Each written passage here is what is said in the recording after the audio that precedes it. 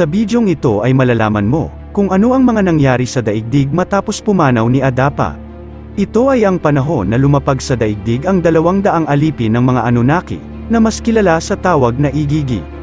Bumaba sa daigdig ang mga ito, upang maisagawa ang kanilang maitim na plano sa mga tao. At ang plano nilang ito, ay ang nagdala ng kamatayan sa sangkatauhan. Ang mga Anunnaki ay ang mga sinaunang Diyos na kinikilala ng mga Sumerian, Akkadian, at Babylonian civilization. Ito ay ang mga pinakaunang advanced na sibilisasyon sa daigdig. Ang kanilang mga Diyos na kung tawagin ay Anunnaki ay ang mga nilalang na nagmula sa planetang Nibiru. Nilikha ng mga Anunnaki ang Adam at dinala nila ito sa syudad na kung tawagin ay Eden. Kalaunan ay lumaki ng husto ang populasyon ng mga tao at ito ay ikinagalit ng ilang mga Anunnaki. Dahil dito ay gumawa sila ng matinding delubyo sa pamamagitan ng malawakang pagbaha na kung tawagin ay The Great Flood upang ubusin ang lahat ng mga tao at mga maling nilalang sa mundo. Ang tanging nakaligtas lamang sa delubyong ito ay si Ziusudra. Mas kilala siya ngayon ng mga tao mula sa Biblia bilang si Noah. Ang mga Anunnaki ay katulad lamang din ng mga tao na nilikha sa kalawakan ng pinakamakapangyarihang Diyos na siyang lumikha sa lahat. Sila ay mga nilalang na taga-ibang planeta na dalubhasa sa larangan ng teknolohiya. Ang ibig sabihin ng salitang Anunnaki ay those who from heaven to earth came. Makinig kang mabuti at ihanda ang iyong sarili sapagkat babaliktarin kong muli ang inyong pananaw tungkol sa kasaysayan. Marami ang nagbago sa syudad ng Eden nang pumanaw si Adapa. Nagbago ang katayuan ng sangkatauhan sa Mesopotamia at nagbago rin ang takbo ng pamumuhay ng mga anak at mga apo ni Adapa. Silang lahat ay binigyan ng mga Anunnaki ng kanya-kanyang tungkulin na dapat nilang gampanan. Ang iba ay naging panday. Ang iba naman ay naging magsasaka. May naging mga ministro at ang iba naman ay naging hari. Ang isa sa mga naging hari ng Eden ay si Lumak. Sa kanyang termino ay nakaranas ang syudad ng Eden ng matinding salot at paghihirap na hatid ng kalikasan. Nakaranas ng matinding tagtuyot ang Eden. At dahil dito ay bumagsak ang mga sakahan na nagbibigay pagkain sa mga tao at mga Anunnaki. At dahil dito ay nakaranas ng matinding gutom ang sangkatauhan. Sa mga panahong ito ay pinagpaplanuhan na ng magkapatid na Diyos na si Enlil at Enki na bumalik na sa kanilang planetang Nibiru at wakasan na ang kanilang misyon sa planetang Earth. Ngunit sa tuwing pinagpaplanuhan nila ang pagbalik sa kanilang planeta ay laging nagpapakita sa kanilang panaginip ang isang misteryosong nilalang. Ang nilalang na ito ay si Galzu. Siya ay isang misteryosong nilalang na nagpapakita sa panaginip ng dalawang Anunnaki at pinipigilan ito na bumalik ang dalawang Diyos na Anunnaki sa planetang Nibiru. Ito ang dahilan kung bakit hindi matuloy-tuloy ang pagbabalik ng mga Diyos sa kanilang sariling planeta. Bukod pa rito ay laging naiisip ng Diyos na si Enki na hindi pa handa ang sangkatauhan na pangalagaan ang planetang Earth sapagkat kailangan pa ng mga ito ang gabay ng mga Diyos na Anunnaki. Sinubukang alamin ni Enlil at Enki ang pinanggagalingan ng tagtuyot at salot na kanilang nararanasan. Ngunit napag-alaman nila na hindi lamang pala ang planetang Earth ang nakakaranas nito. Sapagkat nalaman nila mula sa mga igigi na ang planetang Mars ay naghihirap rin. Sunod-sunod na lindol ang nangyayari sa planetang Mars at ang kalupaan doon ay natutuyo na rin. At ang atmosphere nito ay unti-unti na ring naglalaho. At dahil sa sunod-sunod na lindol, ang mga istasyon ng mga Anunnaki sa planetang Mars ay unti-unting nawawasak. Dahil dito ay naghanda ang mga igigi na pansamantalang lisanin ang planetang Mars at bumalik muna sa planetang Nibiru. Si Marduk ang itinalaga ni Enlil bilang commander ng mga igigi para sa kanilang misyon sa planetang Mars. Habang naghihintay ang mga igigi sa kautusan ni Enlil at Marduk, napag-alaman nila na magkakaroon ng malaking pagdiriwang sa syudad ng Eden, sapagkat si Marduk ay ikakasal na sa isang babaeng tao. Nang malaman ito ng mga igigi ay nainggit ang mga ito sa pagdiriwang na magaganap para kay Marduk at sa kanyang mapapangasawang tao. At dahil dito ay labis ang galit ng mga igigi at nagplano ang mga ito ng isang malaking rebelyon at nagpasya ang mga ito na bumaba sa daigdig upang bulabugin ang mga Diyos na Anunnaki. Bago ang araw ng kasal ni Marduk ay dumating ang mga igigi sa daigdig. Ang mga ito ay lumapag sa Lebanon. At labis na ikinagulat ng mga Anunnaki sa Eden ang malaking bilang ng mga igigi na biglaang dumating sa daigdig. Sapagkat 200 igigi ang lumapag sa daigdig noong araw na iyon habang 100 igigi naman ang naiwan sa planetang Mars. Habang ang mga igigi ay nasa Lebanon, nagkaroon ang mga ito ng isang malaking pagpupulong. Nagkasundo ang mga ito na magsagawa ng isang rebelyon. Plano ng mga ito na dukutin ang mga babaeng tao upang asawahin. At ito ay kanilang isasagawa sa mismong araw ng kasal ni Marduk. Nang dumating ang araw ng kasalan, Ang mga tao ay nagtungo sa Eridog upang dumalo. Ang lahat ng mga tao at mga Anunnaki ay masaya sa pagdiriwang na ito maliban lamang sa Diyos na si Enlil. Ito ay dahil ayaw ni Enlil na mag-asawa ng tao ang mga Anunnaki sapagkat ayaw nito na makaakyat sa sagradong trono ng mga Diyos ang isang tao. Dahil ang tingin ng Diyos na ito sa mga tao ay basura lamang at nais nito na maging alipin lamang ng mga Anunnaki ang mga tao at tagapagmina lamang ng mga ginto. Habang nagaganap ang kasalan, ang mga igigi ay nagtungo sa Eridog upang makasali sa pagdiriwang at upang makita nila ang mga babaeng tao. Nang makaharap ng mga igigi ang mga babaeng tao ay labis na nabighani ang mga igigi sa ganda ng mga ito. Pinagnasaan nila ang katawan ng mga babaeng tao habang nagaganap ang kasalan. At makalipas ang ilang oras ay isinagawa na ng mga igigi ang kanilang masamang plano. Ginulo ng mga ito ang pagdiriwang at dinukot ng mga ito ang lahat ng mga babaeng tao na kanilang makita. Ang mga babaeng kanilang dinukot ay kanilang dinala sa Lebanon, at dito ay pinagsamantalahan at ginahasa nila ang mga ito. Labis ang galit ng magkapatid na Enlil at Enki sa ginawa ng mga igigi. Dahil bukod sa rebelyon na kanilang ginawa ay nagsagawa pa ang mga ito ng malawakang interbreeding sa mga babaeng tao. Ito ay ang pangyayaring kinakatakutan at pinangangamba ng mga Diyos na Anunnaki. Ito ay dahil kung paisa-isa lamang na Anunnaki ang mag-aasawa at magkakaanak sa babaeng tao ay hindi nito masyadong magugulo ang lahi ng tao at ang lahi ng Anunnaki sa daigdig.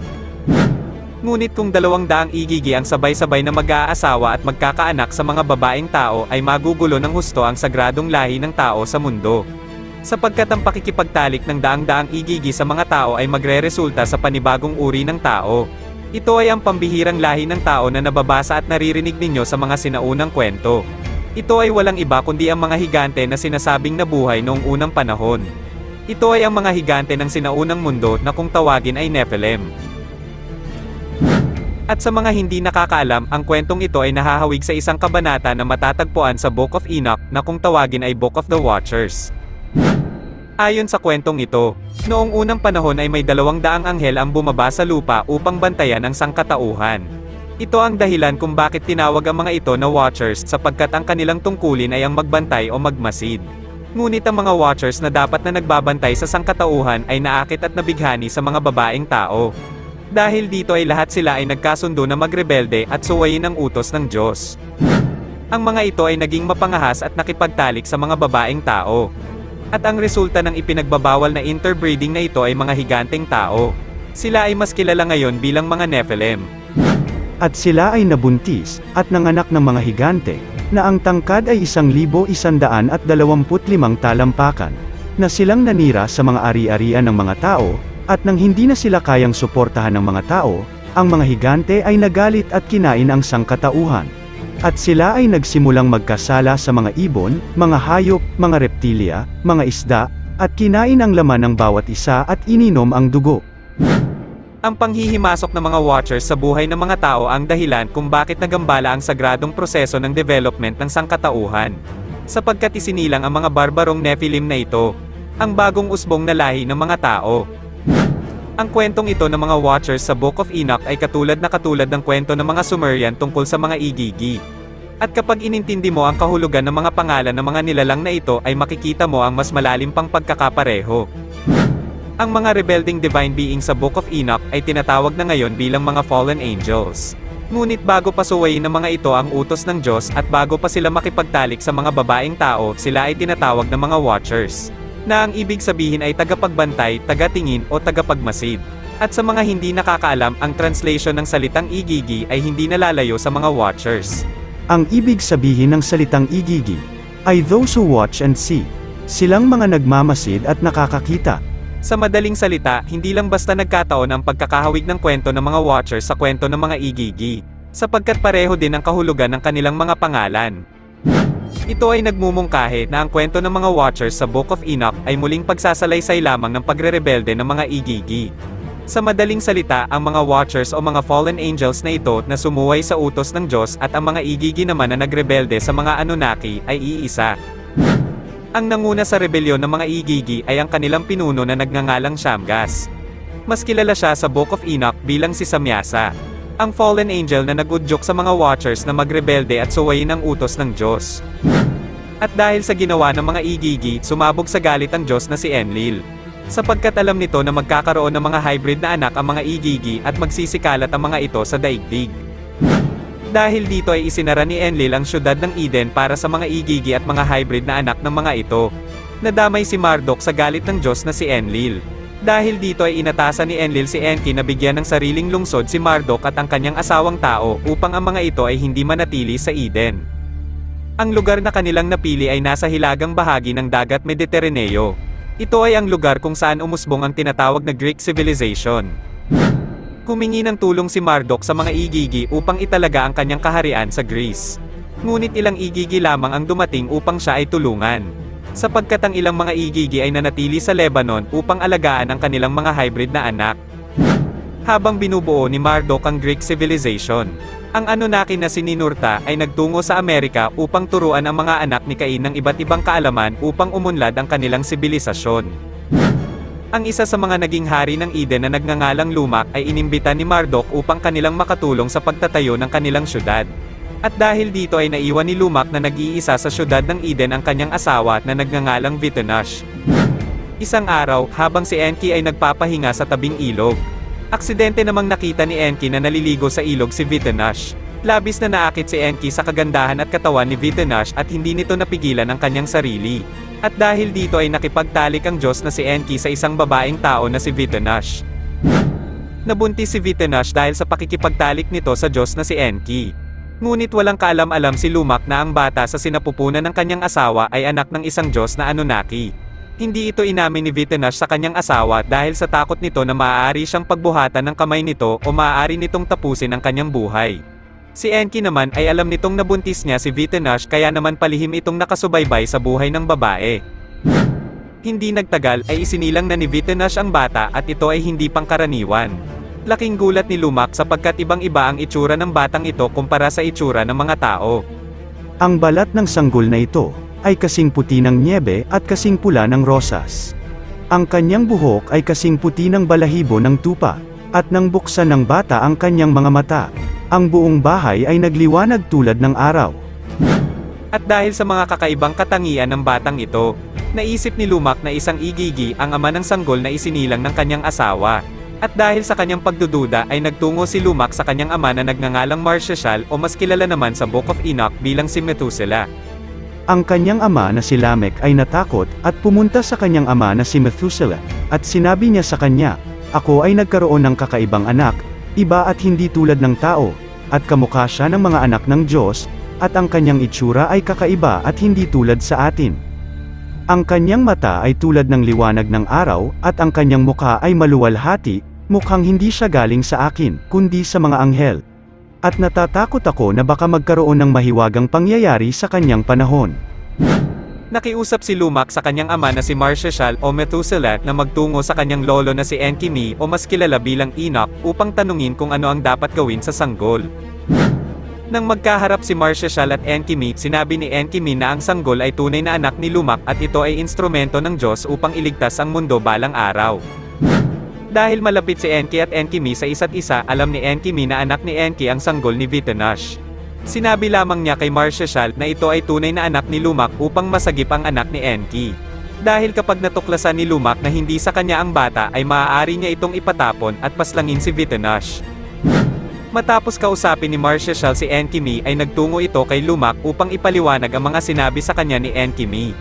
Nang maliwanagan na si Lumak ay tinanggap niya ang sanggol bilang kanyang anak at pinangalanan niya itong Ziusudra. At habang lumalaki ang batang ito ay palihim itong ginagabayan ni Enki. Walang kaalam-alam ang sangkatauhan at ang mga igigi at ang mga Nephilim na ang malawakang pagbaha ay paparating na sa daigdig at ito na ang kanilang magiging katapusan. Ang mga igigi na nagrebelde at ang kanilang mga anak na higante ay nakatadhanang maglaho sa mukha ng mundo. At tanging si Ziusudra lamang at ang kanyang pamilya ang makakaligtas mula sa matinding delubyo na paparating sa mundo. Ngayon ay nalaman nyo ang kaugnayan ng mga Anunnaki at mga igigi sa kwento na nakalahad sa isang libro na tinatawag na Book of Enoch. At sa mga hindi nakakaalam, ito rin ang isa sa mga dahilan kung bakit tinanggal ang Book of Enoch bilang parte ng Biblia. Sapagkat ayaw ng simbahan na malaman ng sangkatauhan na ang Diyos na tinutukoy sa Biblia ay ang mga Anunnaki na lumapag sa daigdig noong unang panahon. At sa mga hindi nakakaalam, ang mga kwento na mababasa sa Biblia ay kinuha lamang ng mga Hebrew mula sa mga clay tablets na ito. Ang detalyadong kwento ng mga Anunnaki ay nakalahad sa mga clay tablets. At sa mga tablet na ito rin nakalahad ang tunay at detalyadong kasaysayan ng mundo at kasaysayan ng mga tao. Bakit kaya ang mga kasaysayang ito ay hindi itinuturo sa mga eskwelahan? Posible kaya na sinasadya nilang hindi ipaalam ang mga ito sa mga tao at itago ang katotohanan at ang tunay na kasaysayan ng sangkatauhan. Patuloy nilang maitatago sa mga tao ang kaalaman ng sinaunang mundo. Ngunit wag kang titigil na magsaliksik at maghanap ng mga sagot sa iyong katanungan. At higit sa lahat ay marami pa tayong dapat malaman. Ano ang masasabi mo, kaibigan? Maaaring mag-iwan ka na lang ng iyong komento sa ibaba para sa magandang usapan. Naway biyayaan kayo ng supreme ng pag-ibig at katotohanan ng kalawakan.